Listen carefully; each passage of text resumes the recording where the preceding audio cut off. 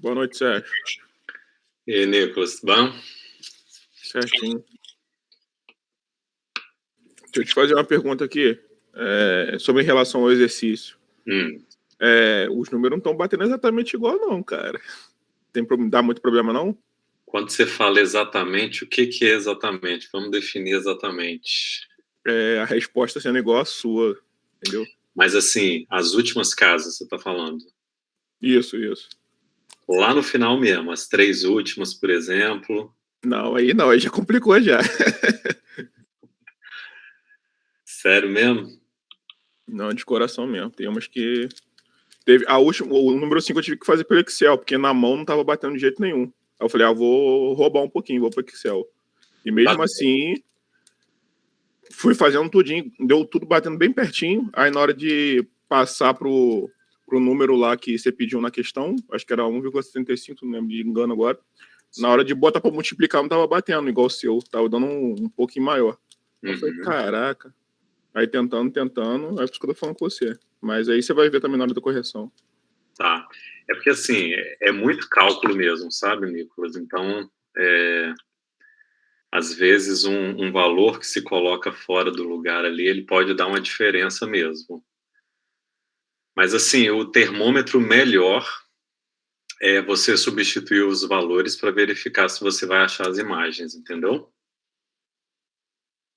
Mas as diferenças, elas podem existir sim, né? Por conta de calculadora, de quem resolve fazer pelo Excel, então isso pode acontecer. Mas se o resultado ele dá muito diferente, principalmente quando você substitui os valores, né, para fazer a conferência ali com a imagem, aí realmente alguma coisa aí no meio do caminho se perdeu. E assim, cara, é até difícil para identificar a passagem que foi, né? Quando a gente estava em sala de aula, né, eu até costumava dizer para os alunos o seguinte: não tente achar seu erro, porque você vai gastar muito mais tempo. Então, assim, às vezes é melhor você começar do zero, tudo de novo, porque procurar um erro dentro do desenvolvimento desse que envolve bastante algebrismo fica até mais complicado, entendeu? A minha situação foi essa mesmo. Na 5 eu tentei fazer 2 vezes do zero. Aí não tava batendo. Eu falei, quer saber o seguinte, eu vou pro Excel. Que lá pelo menos eu tô vendo o que eu tô colocando, clico na célula, eu sei o que eu tô fazendo. Porque no papel você não sabe. No calculador você fez a conta, dá 10 segundos, você já esqueceu o que você colocou ali, o resultado que deu. É verdade. Ainda mais as 5, né, que tinham valores positivos, outros negativos. Então a atenção ela tem que ser mais redobrada ainda. Porque como o valor, né, do y, ele é multiplicativo por toda a fração, né, eu não sei por qual método que você utilizou, tem até que tomar o cuidado com isso, né, porque o sinal também tem que ser alterado. Então tem todas essas questões aí. Mas eu não considero usar o Excel roubar, não, tá? Pode usar o Excel sim. Inclusive, é algo que eu vou ter até que repensar para quando a gente tiver o ensino presencial, porque normalmente a gente fazia essa disciplina toda na GIS e CUSP, como se dizia, né? Mas aí a gente vai poder pensar outras formas. Mas é isso. Mais alguma dúvida, pessoal?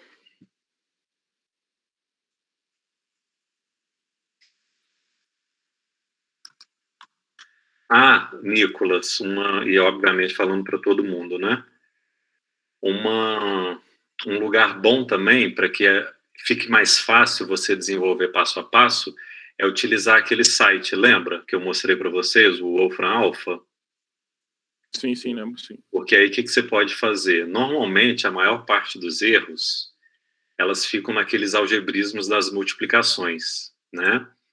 Então, você monta ali, por exemplo, a questão 5 foi grau 4, né? Então, você coloca lá os 4 parênteses multiplicando e aí você verifica se a sua distribuição lá da álgebra ficou certinha. Então, você pode fazendo por partes também, verificando as frações algébricas. Dá uma ajuda bem grande lá o site, tá? E só tentar, né, porque como a gente está trabalhando com vírgula, lá tem que usar o ponto, né, para separar, porque é o padrão americano. Mas fora isso, até eu utilizo muito aquele site para verificar passo a passo, principalmente quando o aluno me manda, né, porque às vezes tem aluno que me manda e fala assim, onde que eu errei? Aí eu já jogo no site, porque realmente a gente passar ali para identificar o erro fica bem complicado.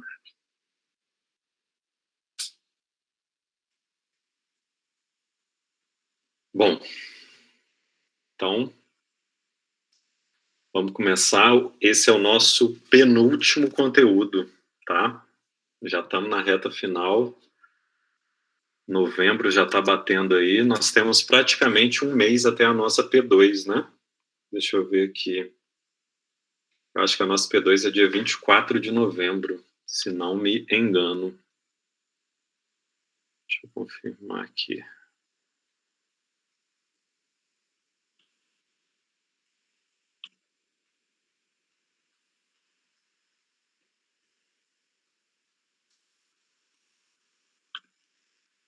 Pelo calendário acadêmico ficou dia 24. Então nós temos aí praticamente um mês para a gente poder finalizar. Mas a gente está andando direitinho, vai dar para a gente poder fechar o nosso conteúdo sem maior problema, fazer a atividade final, que eu falei para vocês que vai ser uma atividade de fechamento, igual aconteceu na P1, tá? Então vamos embora. Hoje a gente vai começar a discutir, na verdade a gente vai discutir sobre o que a gente já vem fazendo mesmo, tá? Só que eu falei para vocês que na interpolação a gente não deveria extrapolar. E quando a gente pensa, né, em extrapolar ou tem um número maior de valores, a ideia é a gente trabalhar com a regressão linear. Dependendo aí, não sei com quem vocês tiveram aula de inferência estatística, não é conteúdo, tá? Isso aí não está nem previsto na ementa.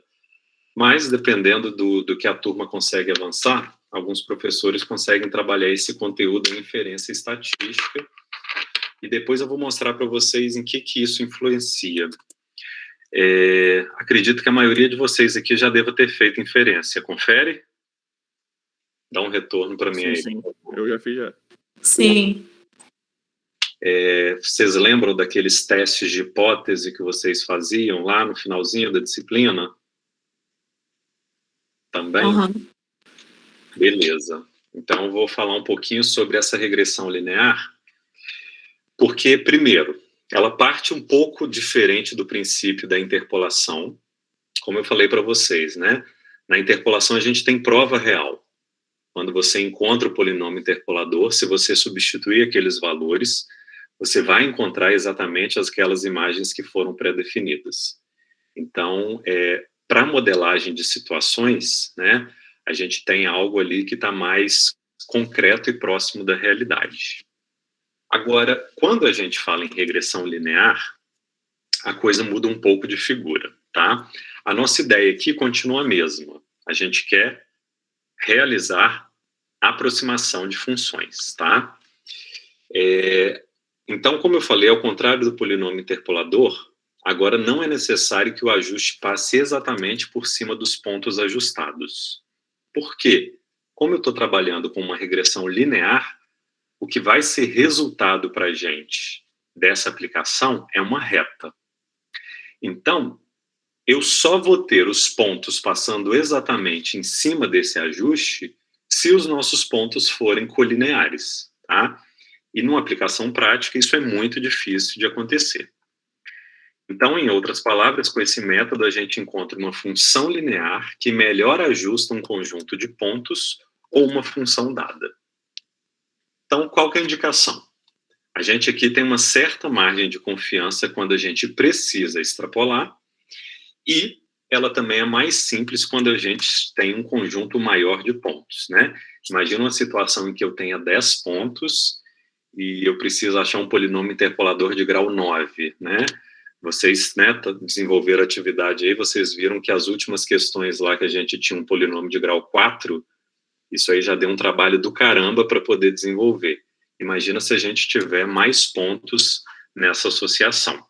Então, quando a gente tem um conjunto maior de pontos, a ideia é trabalhar, então, com a regressão linear, tá? Vou trabalhar aqui com um exemplo simples, com 5 pontos, que daria muito bem para a gente poder aplicar aqui interpolação. Mas a gente começa pequeno, depois a gente expande isso. E vocês vão ver que na regressão linear, a expansão disso não nos traz uma carga maior de trabalho, tá? Vocês vão ver que, independente da quantidade de pontos, a nossa carga de trabalho de desenvolvimento, ela é a mesma, tá? E é muito simples. Só para a gente poder ilustrar, eu plotei os 5 pontos aqui, tá? Nesse gráfico. Se a gente fosse ter ideia aqui da interpolação, a gente teria uma função mais ou menos dessa forma aqui, ó. Tá? Por quê? Porque eu sei que a interpolação, ela tem que passar exatamente por todos os pontos que foram pré-definidos. Só que a nossa ideia não é isso aqui. A regressão linear, ela se traduz em uma reta, tá? E o objetivo aqui, olha, é encontrar a melhor reta que descreve esses 5 pontos. E aí eu pergunto para vocês o seguinte: o que seria uma melhor reta que descreve esses 5 pontos? A melhor reta que vai descrever esses 5 pontos é aquela que passa mais próximo de todos os pontos ao mesmo tempo. Humanamente, é impossível a gente definir isso simplesmente olhando pelos pontos e tentando traçar. Então, óbvio que a gente vai utilizar aqui um modelo matemático para que possa nos auxiliar a encontrar a melhor reta que vai modelar essa situação ou fenômeno. Vocês percebam que agora, olha, essa reta aqui eu estou fazendo expansões, tá vendo? E o fato de eu expandir essas retas nos seus extremos faz com que eu possa extrapolar os valores. Então aqui, olha, eu posso trabalhar com os valores de x negativos, por exemplo, ou aqueles que sejam maiores do que o 4, tá? Então a extrapolação, ela funciona nesses casos aqui também. E aí, para que a gente possa desenvolver, a gente vai precisar de um modelinho linear, tá? Bem parecido com aqueles que vocês já trabalharam em álgebra linear. Já falei para vocês que são conteúdos, né, que são bem próximos, são conteúdos afins, então a gente vai retomar aqui esse conceito de matrizes que vocês com certeza lembram muito bem, tá? Esse modelo linear, no final, ele vai resultar para a gente o que a gente vai chamar aqui de g de x. Então, vamos lá, questão de ordem. A gente tem como definição a nomenclatura f de x, quando eu conheço a forma analítica de uma função para descrever qualquer situação ou fenômeno. Na interpolação, vocês viram que a gente utiliza um p de x, um polinômio, e aí tem grau 2, grau 3, enfim. Esse polinômio, ele vai se aproximar da função f de x dentro daquele intervalo. E aqui, como a gente vai encontrar uma reta, acredito que todo mundo se lembra, né, que a lei de formação que a gente tem de uma reta é dada por ax mais b, onde o a é nosso coeficiente angular e o b é o nosso coeficiente angular. Só que como a gente está identificando uma aproximação, a nomenclatura f de x também não deve ser utilizada nesse caso, tá? Como eu falei e repito, f de x a gente deixa para a forma analítica original que descreve o fenômeno ou modelo. Como aqui a gente já vai partir para uma aproximação, convém a gente chamar de outra letra, tá? Aqui eu estou combinando com vocês de chamar de g de x, mas vocês podem chamar de qualquer outra letra, exceto o f, tá? Como a gente vai ter aqui um modelinho matricial, aqui a gente vai ter a primeira matriz, tá? Multiplicando aqui pelos termos b e a. Sim, eles ficam ao contrário aqui mesmo, tá? Não é a e b. E aqui os termos dos coeficientes, tá? E os elementos que compõem essa matriz são elementos que a gente vai retirar dessas informações que foram plotadas aqui, tá? Lembrando que eu tenho x0, y0, x1, y1, x2, y2, da mesma forma, a gente vai ter essas relações. E aí, o que nós vamos ter? Eu vou querer, então, né, utilizar essa g de x para poder aproximar uma f de x que, num primeiro momento, eu não conheço. Então, vamos lá. Esse primeiro termo aqui, ó, todo mundo sabe que esse símbolo aqui representa o somatório, né? Aqui nesse primeiro termo eu estou fazendo somatórios de números 1. Eu não tenho nenhuma variável aberta aqui. E ele vai de I0 até o N. Quem que é o I0? X0, Y0, X1, Y1. Então é esse índice que eu estou chamando de I, tá? Então aqui, esse primeiro elemento, ele vai identificar simplesmente o número de pontos que nós temos na relação. Ou seja, a cada ponto identificado, eu vou somar uma unidade. Ou, traduzindo numa forma muito mais simples, esse primeiro termo aqui é exatamente o número de pontos que a gente vai ter numa relação, tá? Nessa diagonal aqui secundária, eu vou ter os somatórios dos valores de x. Depois desse último elemento aqui, eu vou ter o somatório dos valores de x ao quadrado, tá? Cuidado, porque é o somatório dos quadrados e não é o quadrado do somatório. Depois a gente vai exemplificar, vocês vão conseguir entender melhor. Na matriz aqui dos coeficientes, nós vamos ter, dos termos independentes, nós vamos ter aqui nesse primeiro, o somatório dos valores de y e esse último termo aqui, o somatório dos produtos de cada x com seu respectivo y, tá? Por isso que eu falei para vocês, independente do número de pontos que eu tiver aqui nós temos 5, mas se eu tiver 10, se eu tiver 20, se eu tiver 30, a única coisa que a gente tem que fazer é somar essas relações, nada mais do que isso. Então, olha aqui. Primeiro termo, então, nós temos aqui os somatórios de uns, como eu falei para vocês, tá? A cada relação, a gente vai somar uma unidade, ou o número de pontos que eu tenho nessa relação. Então, aqui, como eu tenho 5 pontos, esse primeiro termo aqui, ele vai traduzir simplesmente como sendo igual a 5, tá? Exatamente isso. E nada além disso.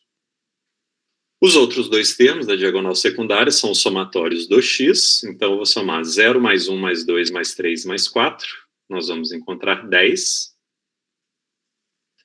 O último termo é o somatório dos quadrados, então dx. Então, eu vou ter 0 ao quadrado, mais 1 ao quadrado, mais 2 ao quadrado, mais 3 ao quadrado, mais 4 ao quadrado, que vai me levar ao 30. Por isso que eu falei. É o somatório dos quadrados e não é o quadrado do somatório, tá? Então, só atentar para essa relação aí. Na matriz dos termos independentes, nós temos agora os somatórios dos y. Então, vou somar 0 mais 1 mais 1 mais 4 mais 4. Vou encontrar 10 também. E depois eu vou ter o somatório dos produtos de cada ponto. Então, eu tenho que fazer 0 vezes 0 mais 1 vezes 1 mais 2 vezes 1 mais 3 vezes 4 mais 4 vezes o 4. Que nós vamos encontrar aqui 31. Alguma dúvida com relação à montagem desses valores? Está tudo certo por enquanto?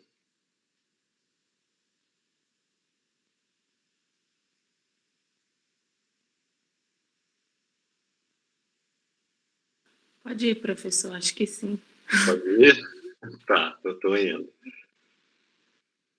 Espera aí só um minutinho.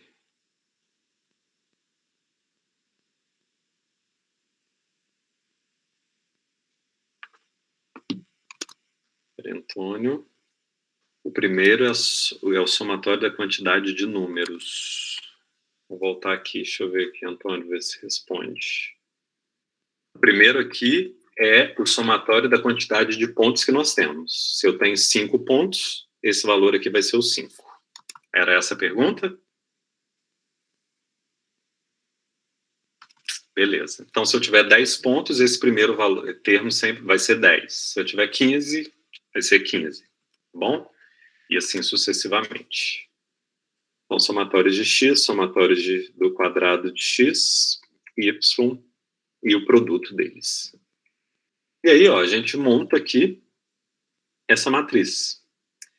E, obviamente, eu acho que todo mundo lembra como é que a gente multiplica matrizes, né? A gente multiplica linha vezes coluna.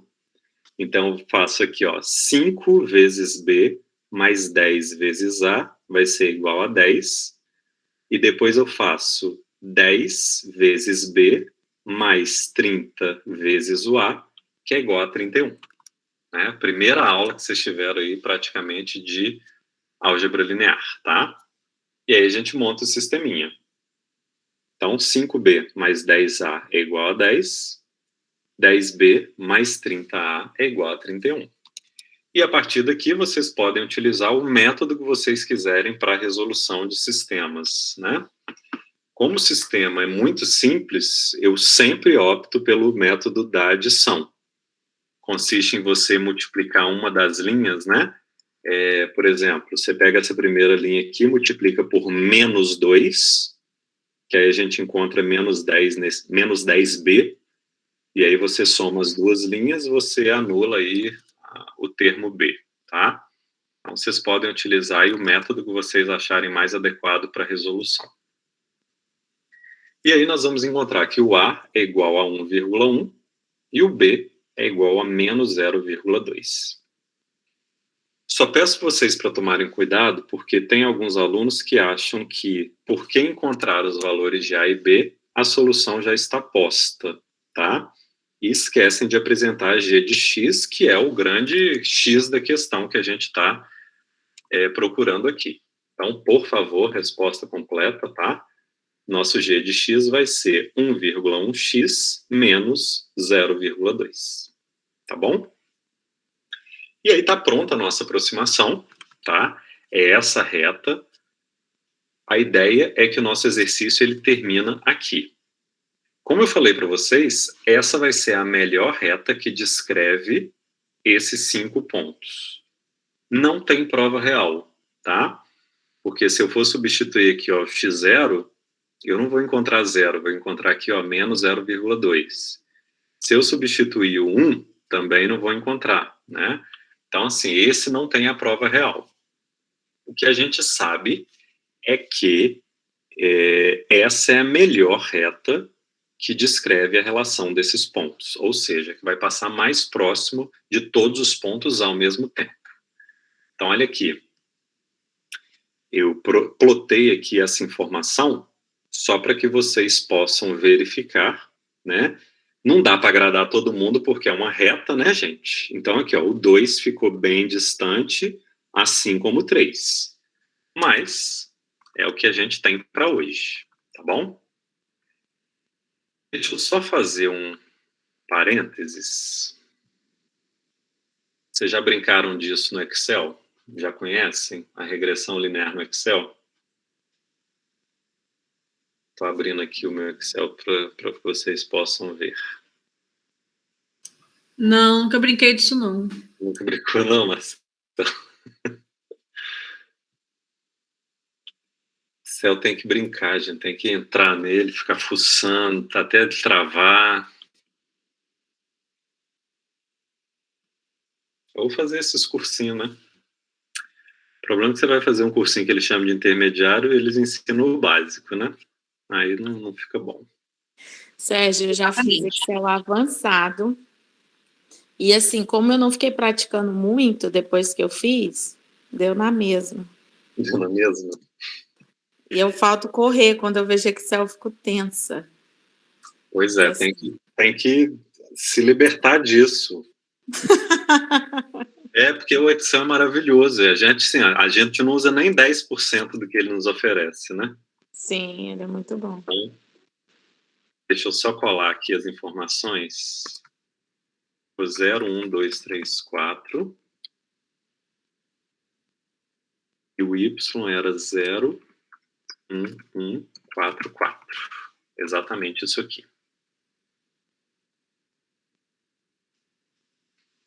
Agora vamos lá. Isso aqui é aquele gráfico de dispersão, acho que vocês já conhecem, né? Ó, você seleciona X e Y aqui, aí você vai inserir gráfico. Nos gráficos aqui, olha, tem esse dispersão, que é um tanto de bolinha, tá vendo? Ele até aparece o nome aqui, que seria gráfico de dispersão. E aí eu vou pegar esse primeiro aqui mesmo. E aí o que ele vai fazer? Tá vendo? Ele vai plotar exatamente aquele gráfico que eu já tinha apresentado para vocês, com os pontos que a gente tinha colocado, tá? Até aí nenhuma novidade.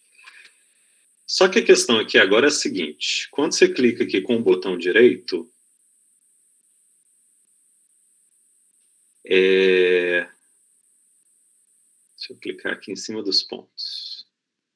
Aqui, ó, adicionar linha de tendência, tá vendo?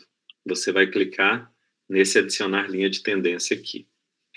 E aqui é muito legal, porque outra dica para interpolação mesmo, tá? Vocês estão vendo aqui, ó, que ele pode criar uma função linear, que é o que a gente está querendo, logarítmica, polinomial. Olha que legal. O polinomial, quando eu marco aqui, deixa eu puxar isso para cá para vocês conseguirem ver o gráfico todo.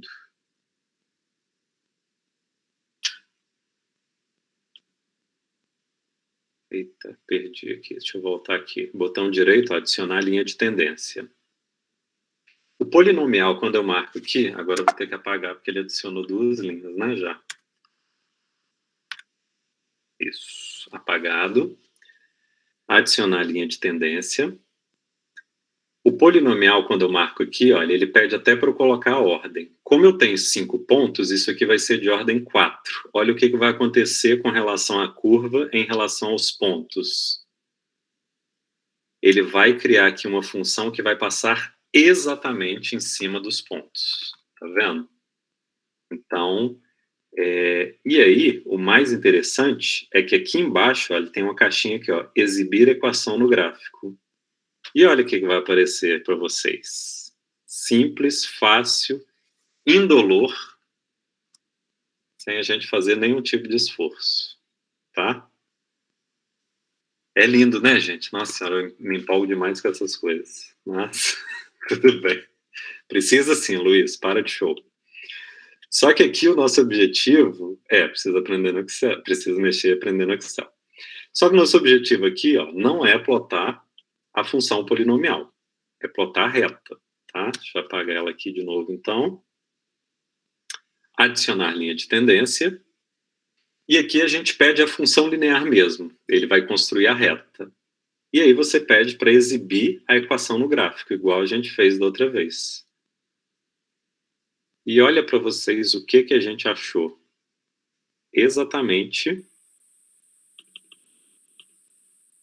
a função que a gente achou lá, utilizando o modelinho matricial. Ô, Sérgio, Sim. O meu não aparece adicionar linha de tendência. Que mágica que você faz aí? É o seguinte, Marcela, se você clicar fora do gráfico, ele não aparece. Você tem que clicar em cima de um ponto. Pega um ponto qualquer, que aí ele vai aparecer essa opção. Vê se deu certo.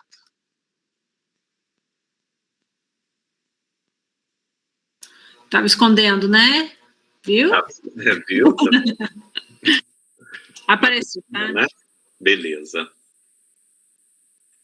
Então, ótimo. Era isso, gente. Só queria mostrar para vocês aqui que dá para fazer, tá? Vamos voltar agora lá para a apresentação.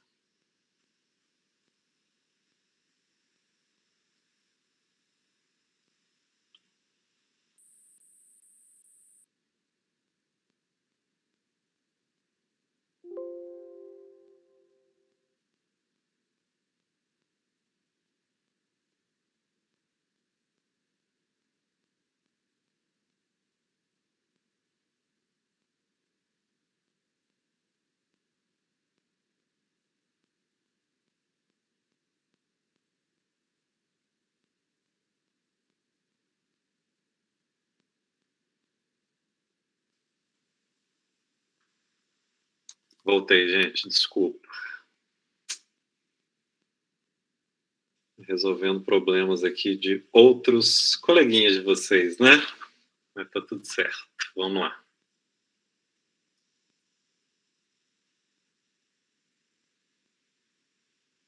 Voltando. Aí, ó. Então, mesma coisa que nós achamos pelo modelo matricial. 1,1x menos 0,2. Como eu falei para vocês, não é necessário vocês fazerem a representação gráfica, tá? O próprio g de x, né, ele já satisfaz o que a gente precisa. E aí, então, finalizou o processo. É isso aqui que a gente precisa fazer, tá? Então, foi o que eu falei para vocês. Se a gente tiver um conjunto maior de pontos, a gente só vai ter que somar mais números, apenas isso. E aí eu trouxe só uma aplicaçãozinha aqui, eu chamei de exercício, mas a gente vai fazer junto aqui, tá? Até porque hoje, obviamente, né, como vocês já devem prever e imaginar, a gente vai ter aí uma atividade avaliativa para poder desenvolver e fixar o conteúdo, tá? Então, vamos lá. Considere o experimento em que se analisa a octanagem da gasolina. Fiz questão de trazer esse exemplo, porque a gasolina, né, tá tão baratinha que a gente precisa falar bem sobre ela. Então, ele analisa a octanagem da gasolina. Já falei aqui, já dei um spoiler que vai ser Y, em função da adição de um aditivo que eu vou colocar, chamar de X. Para isso, foram realizados alguns ensaios com os percentuais de 1 até 6% de aditivo. Então, quando eu tenho 1% de aditivo, a octanagem passa a ser 80,5%. Quando eu coloco 2%, 81,6%. E assim sucessivamente. Então, nós temos 6 pontos. Pensa na interpolação, que isso daria um trabalho do caramba, porque seria um polinômio de grau 5. Mas a nossa ideia aqui é aplicar, letra A, o método de regressão linear para ajustar a tabela de pontos a uma reta. E aí a gente faz 2 perguntas, né? E aqui vocês estão vendo que eu estou extrapolando na pergunta. Se eu adicionar um aditivo a 10%, qual seria o valor esperado da octanagem da gasolina? Então, eu posso prever. E depois eu perguntei, realizando-se a leitura de uma octanagem a 86,8%, qual que seria a projeção do percentual de aditivo que foi adicionado? Fiz uma pergunta aí ao inverso, só para a gente poder pensar, tá? Vamos lá, pessoal. Ajuste de... Já fez no Excel, né? Facinho. Ajuste de método de regressão linear, ele funciona muito bem quando a gente tem, né, padrões. O que seria padrão? Vocês estão vendo aqui, olha, que a partir do momento em que eu aumento o aditivo, o valor da minha octanagem, ele também aumenta, tá? Se vocês lembrarem a questão número 5, lá do último exercício, que tem que ser entregue amanhã, tem valores lá que o nosso X aumenta, mas em Y eu tenho valores positivos, depois eu vou para negativo, depois volta a ser positivo. Então, quando eu tento descrever uma situação dessa com uma reta, a gente tem alguns problemas, tá? E aí, deixa eu fazer aqui, depois eu vou falar sobre o que eu queria dizer sobre inferência estatística. Vamos lá. O modelo linear está aqui. Então, a gente começa da forma que a gente lembrava, né? Primeiro termo é o número de pontos que nós temos. Então, nós temos 6 relações, então o primeiro termo vai ser igual a 6. Somatório de x, vou somar 1 mais 2 mais 3 mais 4 mais 5 mais 6, 21.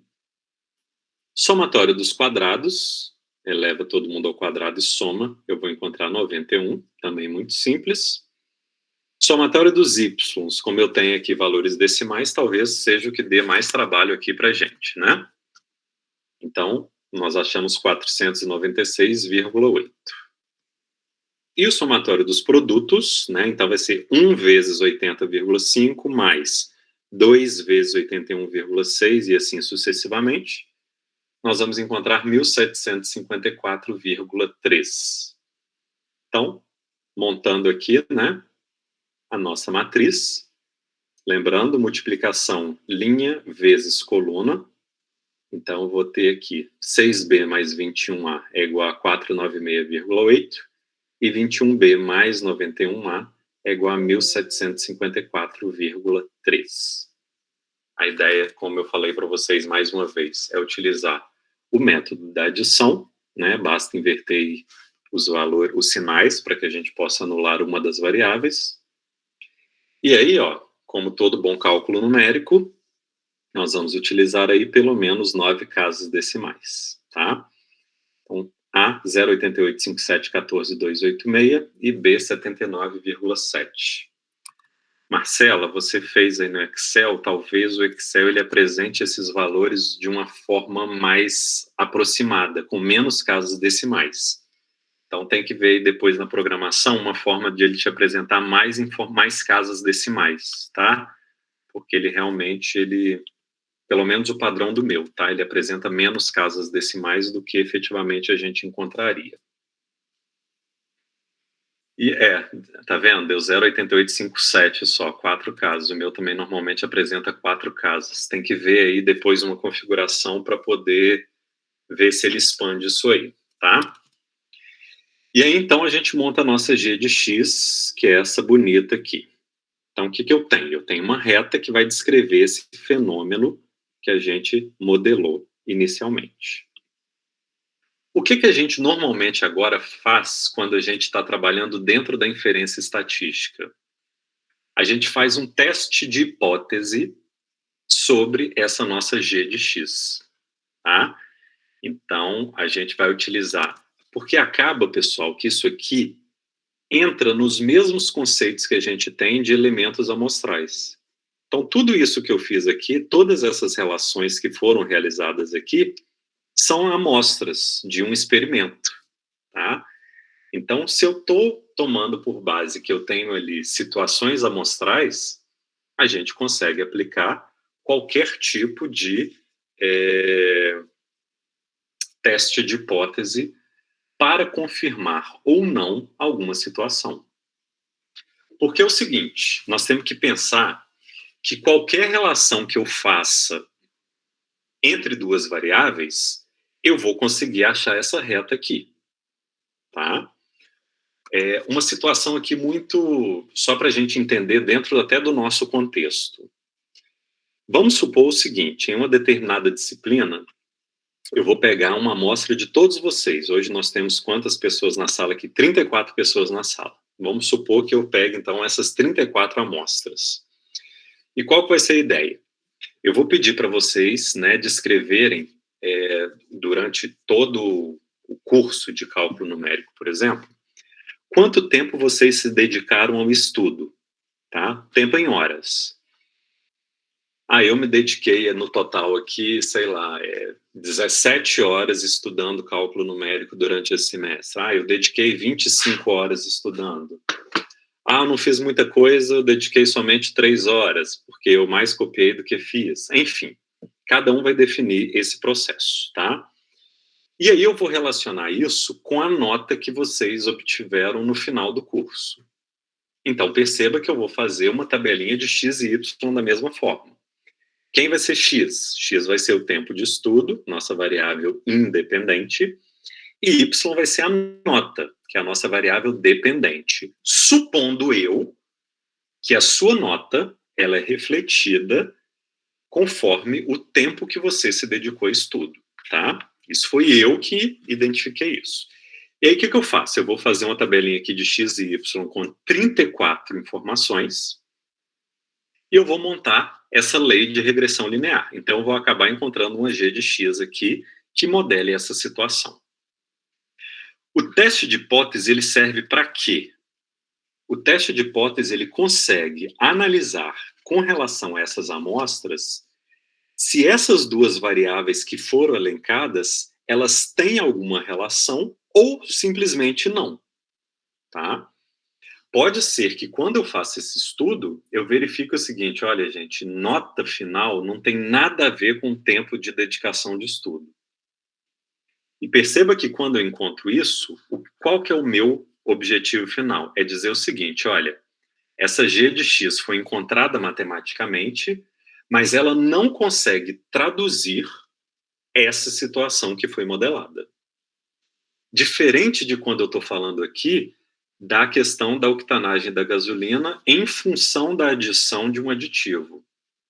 Porque quanto maior o aditivo, maior vai ser a octanagem dessa gasolina. Então, muito provavelmente, se eu fosse fazer aqui um teste de hipótese para verificar se essa G de X ela realmente corresponde de fato a essas relações que foram encontradas, provavelmente a gente vai encontrar um resultado satisfatório, tá bom? Então, o que eu estou querendo dizer para vocês é simplesmente isso. Eu consigo fazer a relação de qualquer análise de confiabilidade entre duas variáveis, tá? Então, basta saber se realmente ela consegue representar o fenômeno ou não, tá bom? Então, olha, baseado aqui com essa G de X, a gente consegue responder qualquer outra coisa. Na letra A eu falei, adicionando um aditivo a 10%, qual seria o valor esperado da octanagem da gasolina? Então, G de 10, substituindo aqui, eu encontrei esse valor aqui, mas utilizando um padrão aqui que foi colocado de uma casa decimal, respeitando o arredondamento, eu coloquei aqui 88,6, tá bom?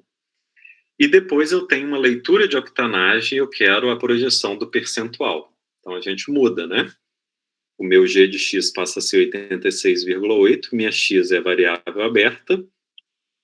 Eu encontrei aqui 8,01, que pelo padrão como está aqui o número inteiro, eu aproximei aí para 8%, lembrando que eu estou extrapolando nas duas relações, mas aqui, né, a gente tem uma certa margem de segurança para fazer essa extrapolação. E aí, pessoal? Tudo certo? Dúvidas, perguntas? O que vocês acharam? Tranquilo?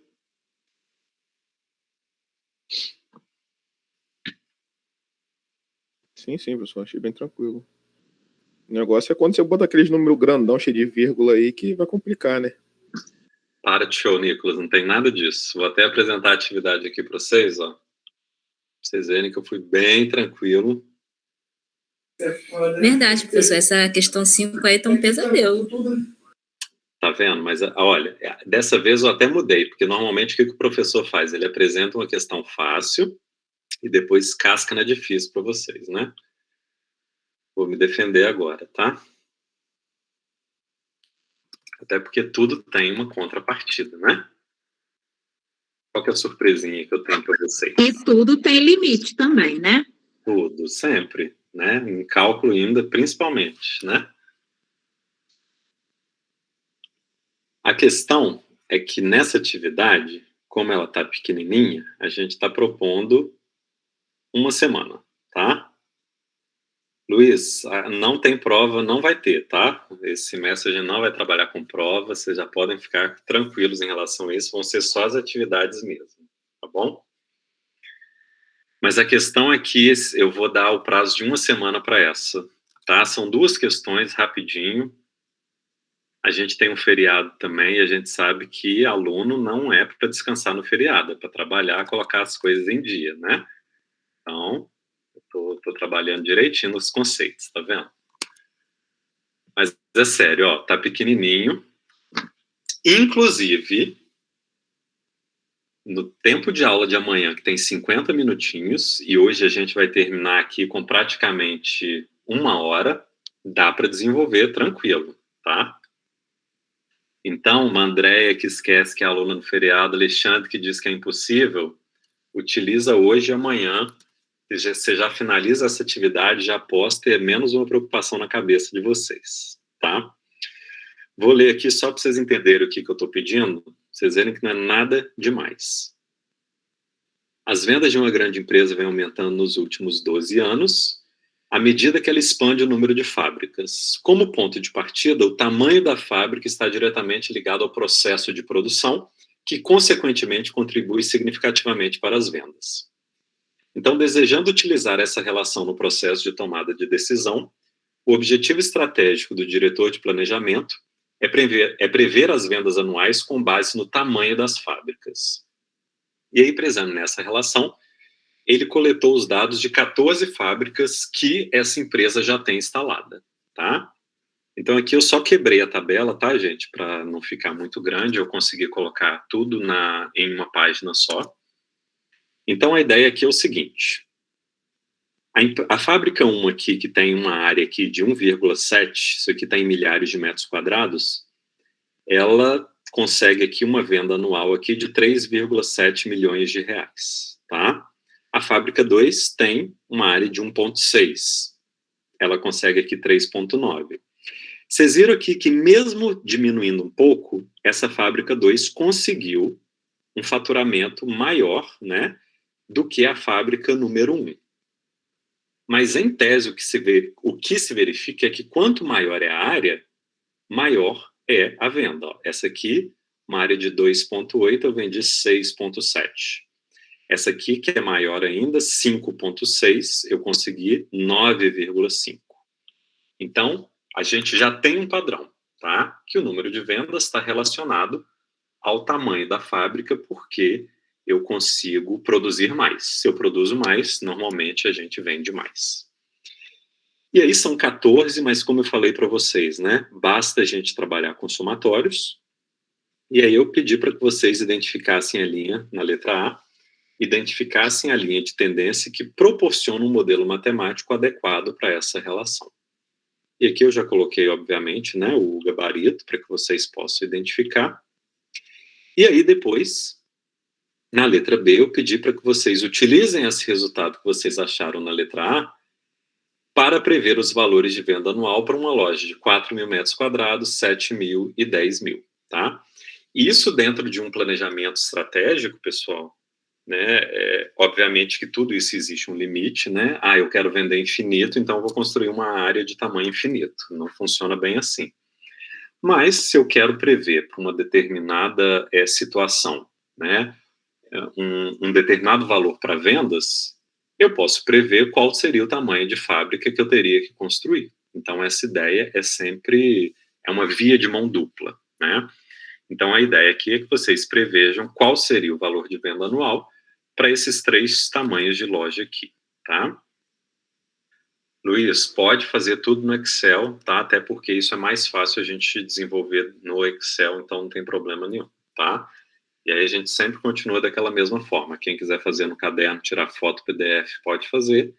Ou quem quiser desenvolver no Excel também, sem problema nenhum, tá bom? Então essa simplesmente é a número 1, apenas isso. A número 2 parte do mesmo princípio, só que eu resolvi fazer um pouquinho diferente aqui.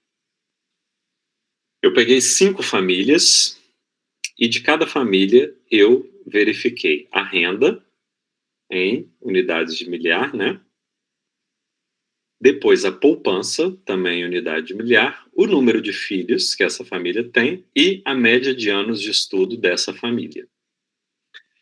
E aí eu pedi para a gente encontrar a linha de regressão entre as variáveis x e y. Perceba aqui que eu já coloquei x e y entre parênteses.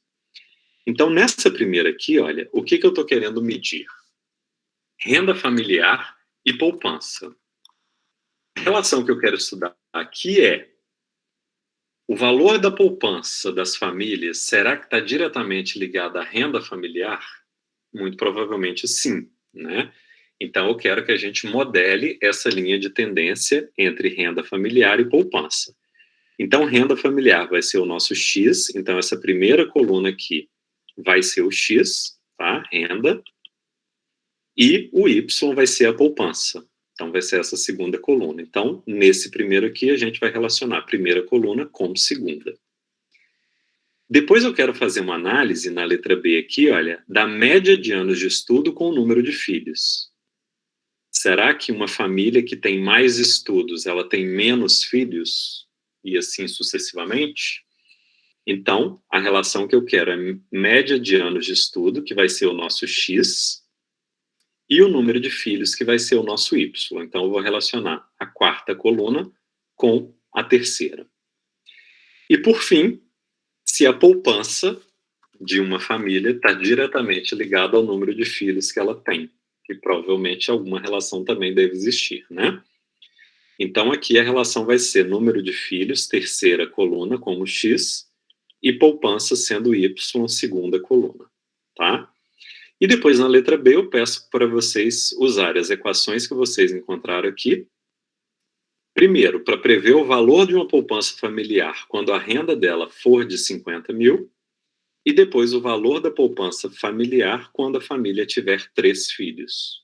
Tá? Então, essa projeção aí eu peço para que vocês façam.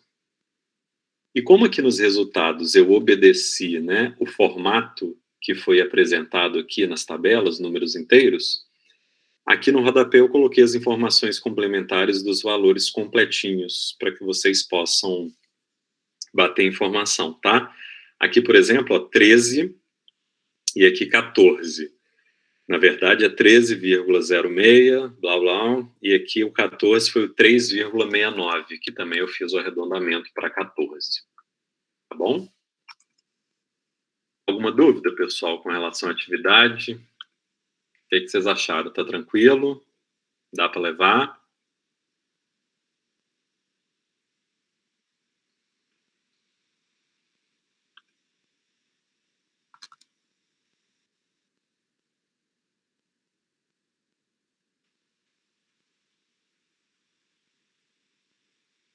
Tá ok. Tá ok? Vocês viram que foi mais fácil do que o da octanagem da gasolina, né? Tem menos vírgula, menos casas decimais, então não dá para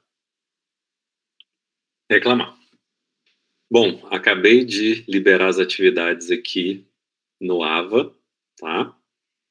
Junto dela tá o material que a gente estudou hoje, em PDF já disponibilizado para vocês, tá bom? E aí a gente segue da mesma forma que a gente já vem fazendo, tá? O fórum está aberto e todas as informações estão disponíveis lá para que vocês possam poder trabalhar. Lembrando que o prazo fica para quinta-feira da próxima semana, dia 4 de novembro. Tá bom? Então é isso, gente. Sem mais para o momento, aqui me despeço. Tá ótimo, professor. Obrigada. Beijo. Valeu, gente. Beijo. Boa noite. Boa noite.